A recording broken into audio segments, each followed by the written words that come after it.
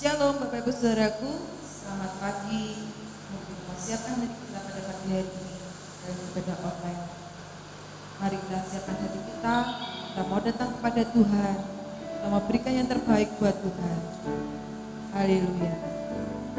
Yesus, kemuliaan-Mu, pulihkan hati kami ya Tuhan.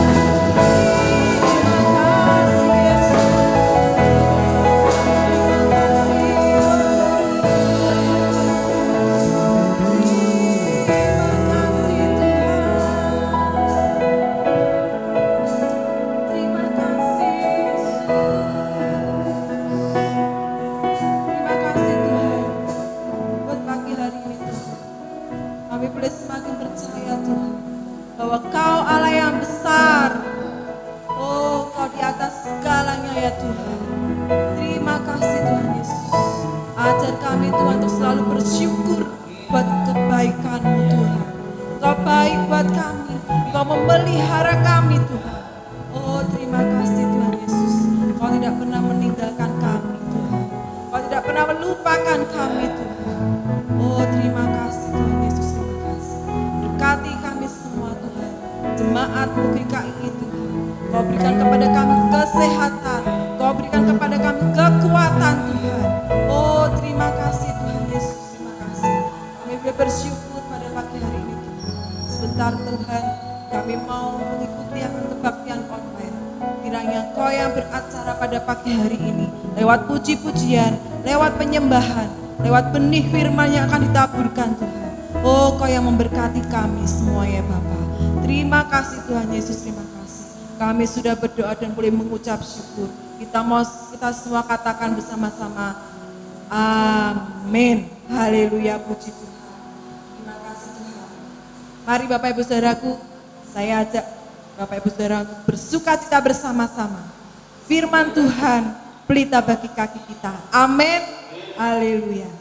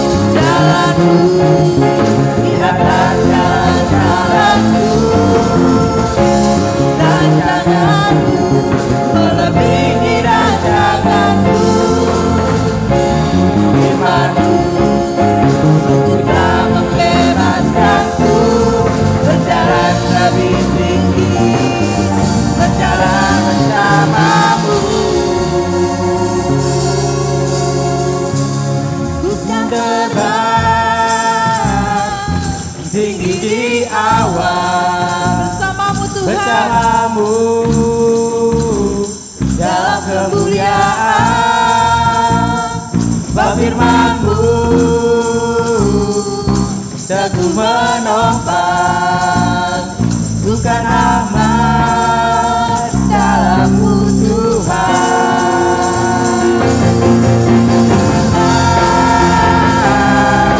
Tinggi di awan bersama-Mu dalam kemuliaan, firman-Mu teguh menopang, bukan amat dalam-Mu Tuhan. Bukan amat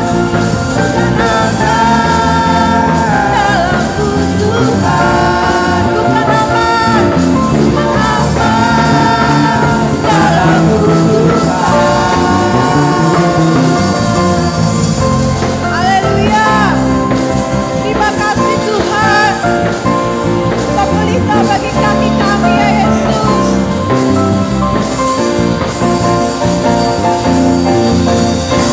Haleluya. Mari kami berikan kemuliaan bagi Tuhan kita. Haleluya. Sebentar kita akan mendengar firman Tuhan. Mari kita mau siapkan hati kita. Mau buka hati kita untuk ditaburi benih firman. Terima kasih Tuhan Yesus. Sungguh besar setiamu Tuhan bagi kami. Ajarkan kepada kami untuk selalu percaya pada Engkau ya Tuhan. Terima kasih Tuhan Yesus.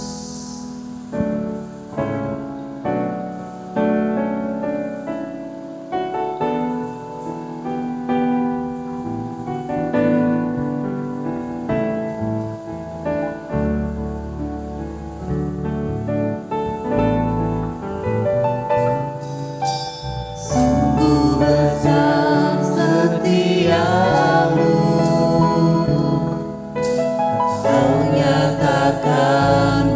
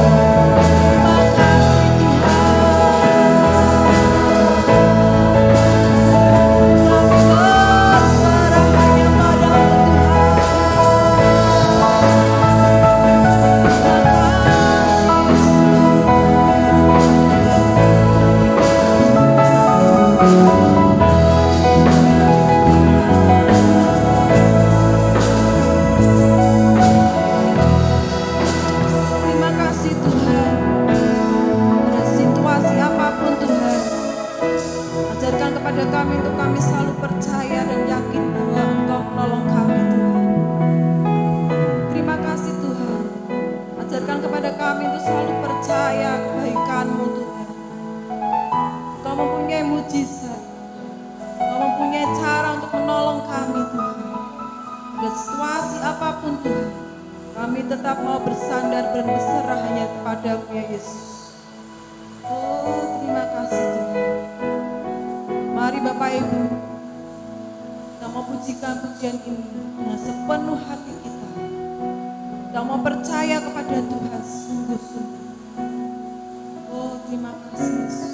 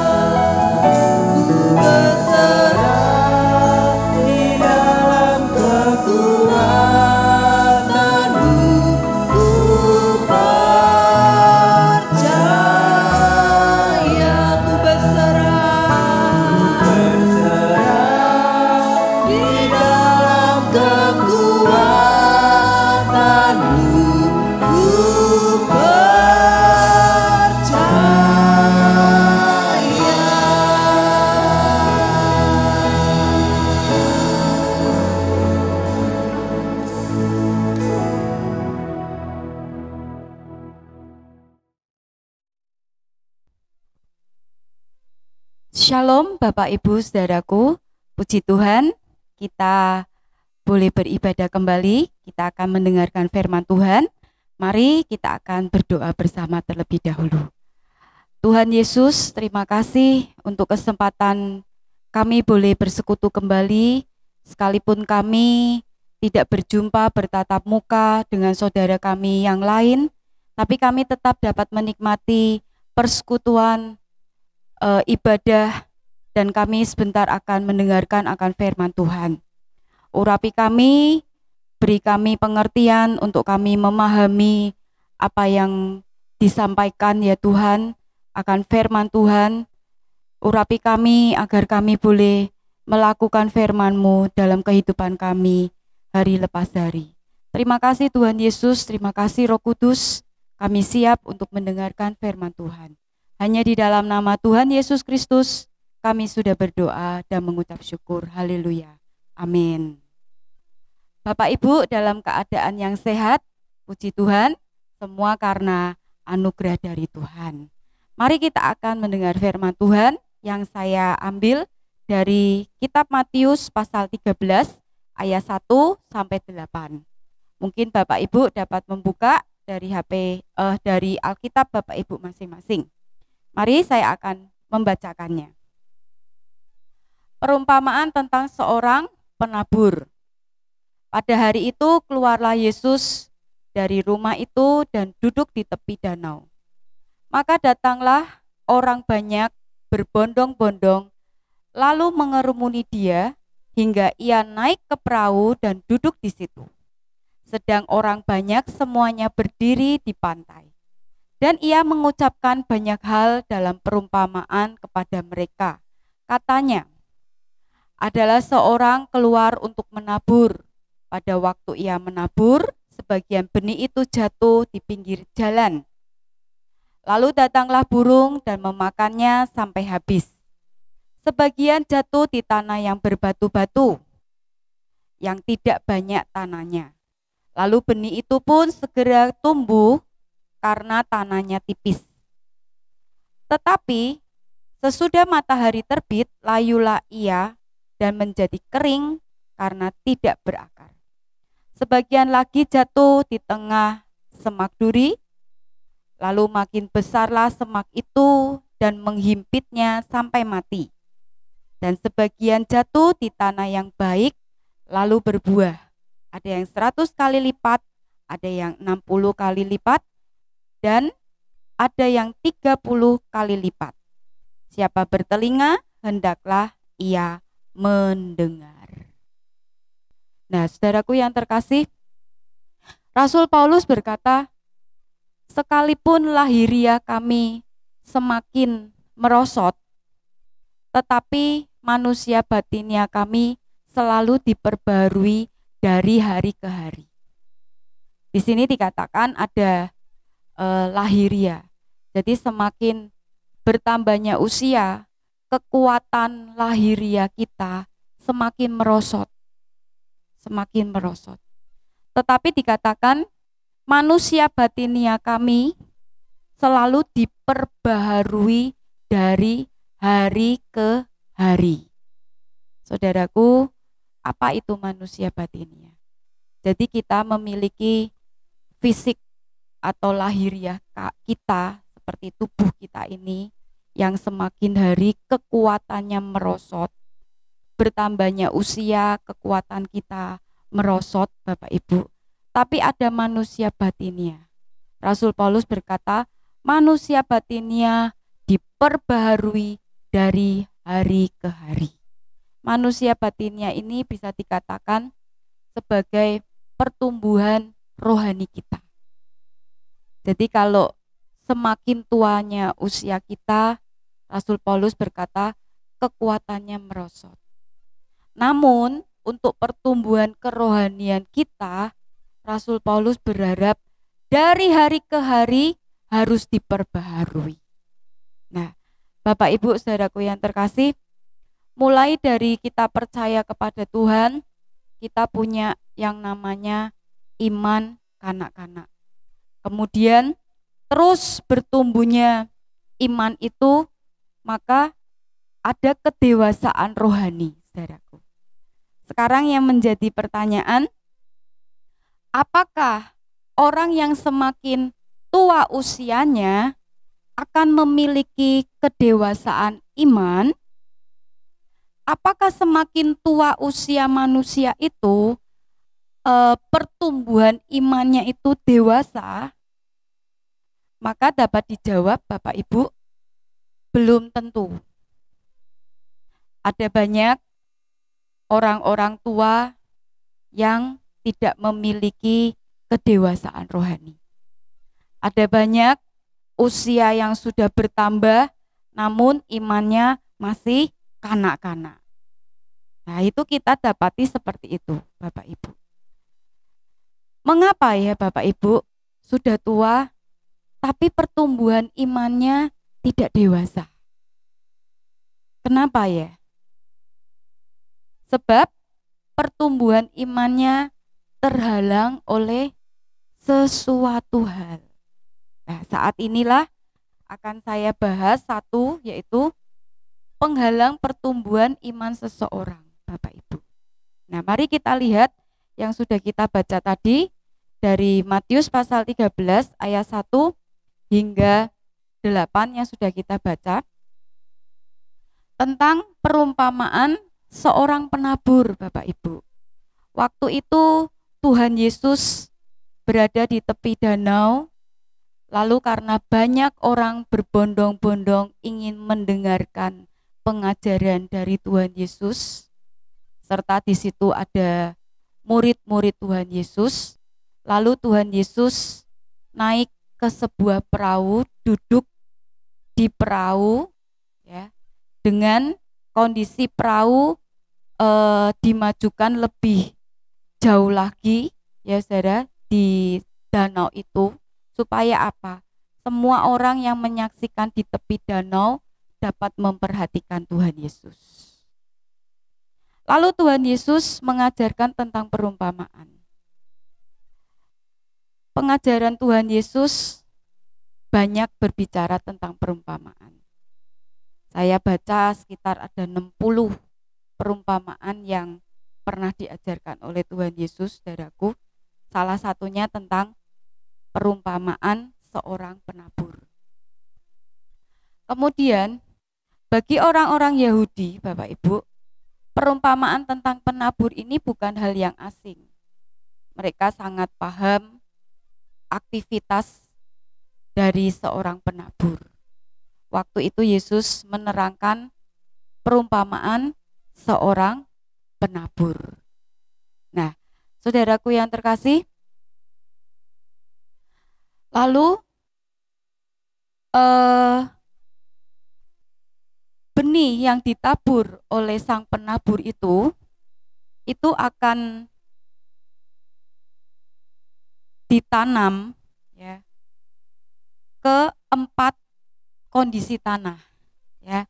Yang pertama, benih akan tertanam di atau jatuh di tanah tepi jalan. Itu yang pertama. Yang kedua, benih akan jatuh di tanah yang berbatu-batu. Yang ketiga, benih akan jatuh di tanah yang bersemak duri. Dan yang keempat, benih akan jatuh di tanah yang baik. Nah, saudaraku, ini kondisinya, saudaraku. Jadi sang penabur akan menaburkan benih dan memungkinkan benih itu jatuh di kondisi 4 tanah yang tadi saya sebutkan. Nah, saudaraku yang terkasih, mari kita lihat, saudaraku, akan arti dari perumpamaan penabur ini. Dijelaskan di ayat yang ke-18 dan 19. Mari kita lihat. Karena itu, dengarlah arti perumpamaan penabur itu. Kepada setiap orang yang mendengar firman tentang kerajaan surga, tetapi tidak mengertinya, datanglah si jahat dan merampas yang ditaburkan dalam hati orang itu. Sampai di sini saja. Saudaraku yang terkasih, mulai dari ayat yang ke-18 hingga 23, itu Tuhan Yesus menerangkan artinya tentang perumpamaan penabur yang sedang diceritakan, yang sedang diajarkan. Dikatakan di sini, setiap orang yang mendengar firman tentang kerajaan surga, itu adalah benihnya, ya, benih yang ditabur oleh sang penabur. Benihnya itu adalah firman Tuhan. Lalu Bapak Ibu, keempat tanah, jenis tanah yang memungkinkan di mana benih itu tertaburkan, ya, itu adalah kondisi hatinya atau media tanamnya. Mari kita lihat di ayat yang ke-19 dikatakan, kepada setiap orang yang mendengar firman tentang kerajaan surga tetapi tidak mengertinya, datanglah si jahat dan merampas yang ditaburkan dalam hati orang itu. Kata hati ini salah satu dari keempat kondisi tanah yang dimana benih itu bisa jatuh. Nah, saudara, yang pertama Bapak Ibu, kondisi tanahnya yang memungkinkan benih itu jatuh adalah ditabur di tepi jalan. Benih jatuh di tepi jalan.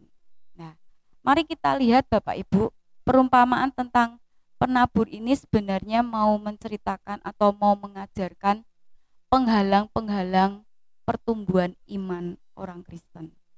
Ya, mari kita lihat yang pertama. Yang pertama adalah benih jatuh di tepi jalan.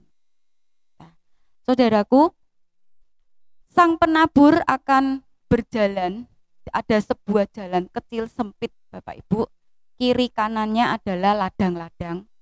Sang penabur membawa sebuah kantong berisi benih, lalu sambil jalan di tepi jalan yang sempit tadi yang saya katakan, dia akan mengambil benihnya yang ada di kantong, kemudian melempar, ditaburkan ke sana kemari. Dan memungkinkan benih yang ditaburkan itu jatuhnya di tepi jalan, tempat dia berjalan tadi. Dan jalan yang di tepi jalan itu Bapak Ibu, itu jalan yang sempit, jalan yang tidak dibajak, jalan yang kondisinya kering. Jalan itu dilalui oleh orang-orang yang berkepentingan ada di ladang tersebut Bapak Ibu. Lalu kondisi dari jalan di tepi itu, tepi jalan tersebut, itu tanahnya keras Bapak Ibu. Tanahnya keras, diinjak-injak oleh banyak orang. Nah, saudaraku yang terkasih, dikatakan kondisi dari jalan di tepi ini, saudaraku, kondisinya adalah kering dan keras. Ini kondisi hati yang dikatakan ayat ke-19 tidak mengerti. Saya ulangi dari ayat yang 19 bagian depan ya. Kepada setiap orang yang mendengar firman tentang kerajaan surga, tetapi tidak mengertinya, datanglah si jahat dan merampas yang ditaburkan dalam hati orang itu. Itulah benih yang ditaburkan di pinggir jalan. Ya. Jadi ini artinya Bapak Ibu, kondisi benih yang ditabur di tepi jalan itu kondisinya adalah orang yang menerima firman Tuhan, menerima taburan firman Tuhan, tetapi tidak mengerti. Mengerti apa? Mengerti apa yang difirmankan. Ya, tidak mengerti apa firman Tuhan yang sedang disampaikan. Ya. Bapak Ibu, kata tidak mengerti ini bukan berarti karena sulitnya firman Tuhan yang disampaikan sehingga orang tidak memahami, orang tidak mengerti. Bukan itu. Bukan itu Bapak Ibu. Kata tidak mengerti di sini lebih berarti kepada tidak bersedia untuk belajar lebih sungguh-sungguh tentang firman Tuhan. Jadi tipe orang Kristen ini pergi ke gereja, mendengar firman Tuhan, tetapi tidak berusaha untuk sungguh-sungguh mempelajarinya. Artinya dia datang ke gereja, dia dengarkan firman Tuhan, tapi dia tidak mengerti apa yang difirmankan. Dia pulang dan firman-Nya berlalu begitu saja. Dia sudah mendengar firman, bukan tidak mengerti firman, tapi dia tidak sungguh-sungguh untuk belajar tentang firman Tuhan itu. Jadi kondisinya hanya mendengarkan firman saat di gereja. Kondisinya sudah puas atau sudah cukup saat menerima firman saja di gereja. Ya. Nah, Bapak Ibu Saudaraku, ini kondisi orang-orang yang memiliki hati seperti di pinggir jalan tadi. Tidak mengerti firman. Bukannya sulitnya firman Tuhan yang diberitakan, melainkan tidak mau sungguh-sungguh untuk belajar firman Tuhan. Saudaraku yang terkasih, di rumah pun tidak berusaha untuk mencari firman. Di rumah tidak baca Alkitab. Di rumah mungkin tidak mendengarkan firman lewat radio. Tidak ada waktu waktu untuk menggumuli firman Tuhan. Jadi keadaannya seperti orang yang acuh tak acuh. Cukup dengan datang ke gereja mendengarkan firman. Itu bagi orang yang kondisinya pinggir jalan. Jadi tidak ada kerinduan untuk memfokuskan diri untuk menggumuli firman, untuk belajar firman Tuhan dengan sungguh-sungguh lagi, Bapak Ibu. Kemudian ada lagi yang memiliki sikap hati, aku itu bisanya begini. Firman Tuhan mau mengajarkan begitu, tapi aku tidak bisa. Aku bisanya begini. Nah, saudaraku, ini kondisi hati yang keras, Bapak Ibu. Ketika firman Tuhan diberitakan, ketika teguran, koreksian mungkin dinyatakan dan dia tahu persis itu teguran dan koreksian buat dia, tetapi pikirannya itu sudah dipatoki bahwa aku tidak mau berubah. Nah, ini juga kondisi firman yang ditabur di pinggir jalan. Kondisi hati yang sudah mengeras, sudah memiliki pemikirannya sendiri. Ya. Contoh orang yang memiliki kekerasan hati seperti itu tidak akan pernah berubah. Tidak akan mengalami pertumbuhan. Jadi ini sangat penting sekali Bapak Ibu untuk kesiapan hati kita ketika kita mendengarkan akan firman Tuhan. Kita meminta Tuhan melembutkan hati. Kita meminta Roh Kudus menjauhkan hati kita dari hati yang keras. Sebab ketika sang pemberita firman Tuhan menaburkan benih firman Tuhan, benihnya itu jatuh ke tanah yang hati yang sudah lembut, Bapak Ibu. Sehingga nanti akan bertumbuh dan berbuah. Nah, saudaraku yang terkasih, benih yang jatuh di pinggir jalan ini dikatakan akan diinjak orang, ya saudara. Artinya ya akan mati, berlalu begitu saja. Lalu akan diambil oleh burung, saudara. Ya, burung akan memakan benih yang jatuh di pinggir jalan. Nah, saudaraku yang terkasih, burung-burung akan memakan benih-benih yang jatuh di pinggir jalan itu. Sehingga tidak ada benih yang tertanam dan tumbuh di pinggir jalan. Saudaraku, kalau kita tidak mengerti firman Tuhan, Bapak Ibu, maka kita pun tidak akan melakukan firman. Ya. Nah, kondisi ini akan dimanfaatkan oleh si iblis. Si iblis akan segera mencuri benih-benih yang tadi ditaburkan. Saudaraku. Iblis itu tidak takut kepada orang Kristen yang pergi ke gereja. Iblis tidak takut orang-orang Kristen yang baca firman Tuhan. Iblis tidak takut orang Kristen mendengarkan firman Tuhan, Bapak Ibu. Tetapi iblis takut kepada orang Kristen yang melakukan firman Tuhan. Karena apa? Karena dengan orang-orang Kristen, anak-anak Tuhan melakukan firman Tuhan, dia akan berubah, dia akan bertobat, dia akan bertumbuh, berbuah-buah, menghasilkan perbuatan yang baik, menghasilkan kemuliaan bagi nama Tuhan. Lah itu iblis yang ditakutkan itu. Iblis sangat takut sehingga iblis cegah orang Kristen untuk mengerti firman Tuhan, saudaraku. Ya.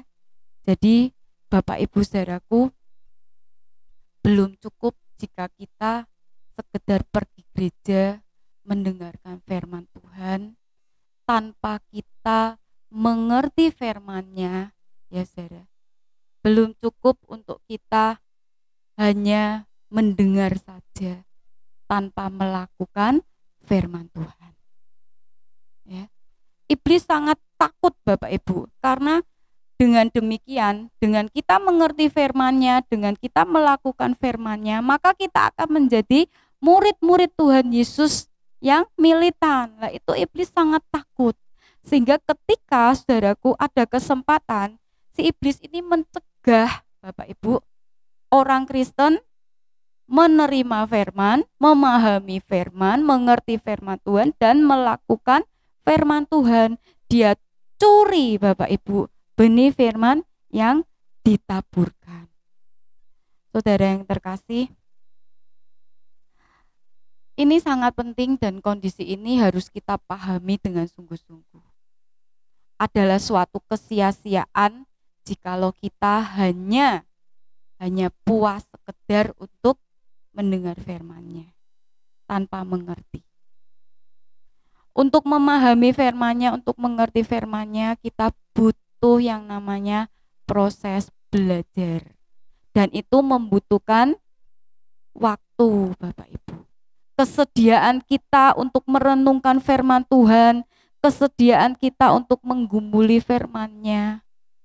Jangan sampai waktu kita habis hanya karena kita sibuk dengan pekerjaan kita. Bapak Ibu, sesibuk-sibuknya manusia, kita masih punya waktu untuk belajar menggumuli firman Tuhan.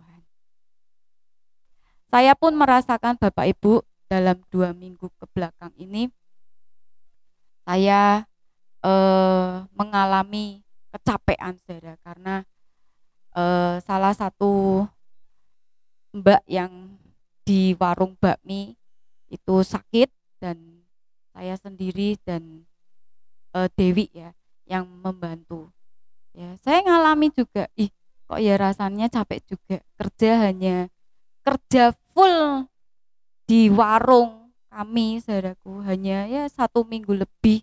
Itu rasanya kalau bangun tidur, aduh ya, pinggang itu terasa berat saudara ya. Saya mengerti kondisi kita yang bekerja, cari uang, cari nafkah untuk memenuhi kebutuhan keluarga kita masing-masing. Tapi Bapak Ibu, ada yang lebih penting lagi, yaitu kita mau menggumuli firman Tuhan. Ya, jadi apa saudaraku?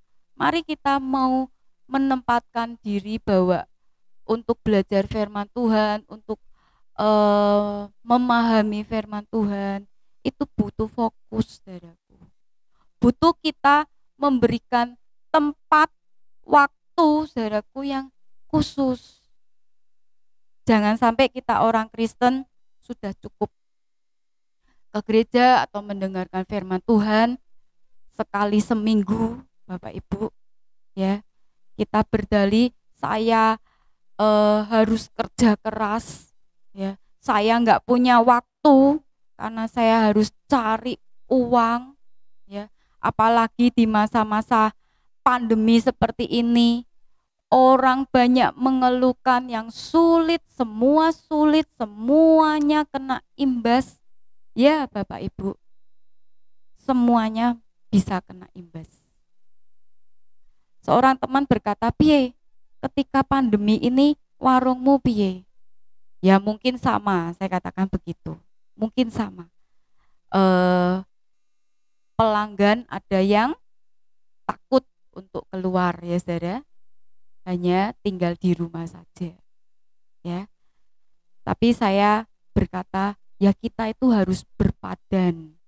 Kalau berkatnya segini, ya mari kita nikmati dengan berkat yang segitu, saudara. Ya. Kita berpadan dengan apa yang Tuhan berikan. Ya, kita bukan orang yang kalau diberi banyak maka kita akan bersyukur, saudaraku, bisa berterima kasih, bisa happy, Bapak Ibu. Tapi ketika berkatnya diberi sedikit, saudaraku, nggak bisa happy. Jangan, ya. Jangan ketika berkatnya sedikit yang keluar apa? Keluhan, ya. Omelan, ya. Ini kurang, itu kurang. Bapak Ibu saudaraku yang terkasih, banyak kesaksian yang boleh menguatkan kita. Jikalau kita menomorsatukan Tuhan, maka apa yang terjadi? Tuhan melihat dan mencukupkan apa yang kita butuhkan. Bukankah firman Tuhan berkata apa? Carilah dulu kerajaan Allah, maka hal-hal yang lain akan diberikan, ditambahkan.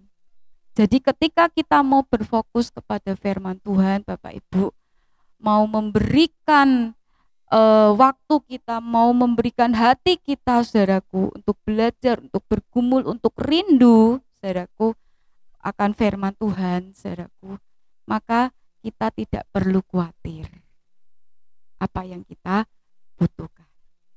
Ya, jangan-jangan Bapak Ibu, kekurangan yang kita alami karena apa? Karena kita tidak menomorsatukan Tuhan. Ya. Saudaraku yang terkasih, mari kita mau belajar, kita mau meluangkan waktu. Ya. Memang saat ini yang dicari orang adalah pemenuhan kebutuhan, ya kan? Tapi ada satu hal yang paling penting di atas itu. Kita pun butuh pemenuhan kebutuhan pertumbuhan iman kita. Jikalau iman kita kuat, jikalau iman kita bertumbuh, saudaraku, di dalam kondisi sulit seperti ini pun, maka kita tetap akan kuat, Bapak Ibu. Di situ kuncinya. Sebab itu memang kita akan bekerja keras untuk mencukupkan kebutuhan kita. Tapi kita pun punya dorongan lebih lagi supaya kita bekerja keras untuk belajar firman Tuhan. Sehingga apa?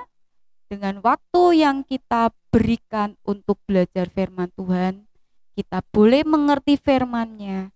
Kalau hati kita mengerti firman-Nya, maka saudaraku, kita akan melakukan firman Tuhan. Saudaraku yang terkasih, ini hal yang penting, saudara. Mari, saudara, ya, mari, ya. Kita jangan dilenakan dengan masa yang sulit seperti ini. Tapi mari kita kejar akan persekutuan dengan Tuhan. Puji Tuhan, Bapak Ibu, ayat yang terakhir yang ingin saya bacakan di dalam Amsal pasal 4 ayat yang ke-23. Dikatakan Amsal pasal 4 ayat 23. Jagalah hatimu dengan segala kewaspadaan, karena dari situlah terpancar kehidupan. Jaga hati, karena hati menjadi tempat bertumbuhnya benih firman. Sehingga kita bisa mengerti dan melakukan firman Tuhan. Kita berdoa agar kita ini dijauhkan dari hati yang keras. Kalau hatinya keras, maka benih firman tidak bisa bertumbuh. Puji Tuhan, mari kita berdoa. Terima kasih Tuhan untuk kebenaran firman-Mu.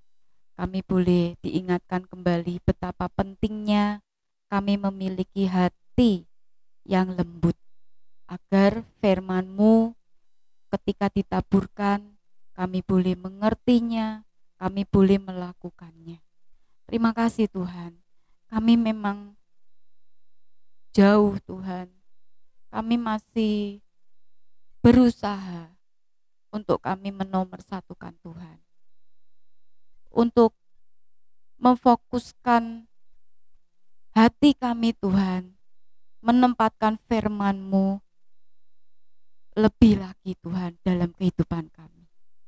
Mari Roh Kudus tolong kami supaya kami boleh belajar mau belajar, mau menggumuli akan firman-Mu.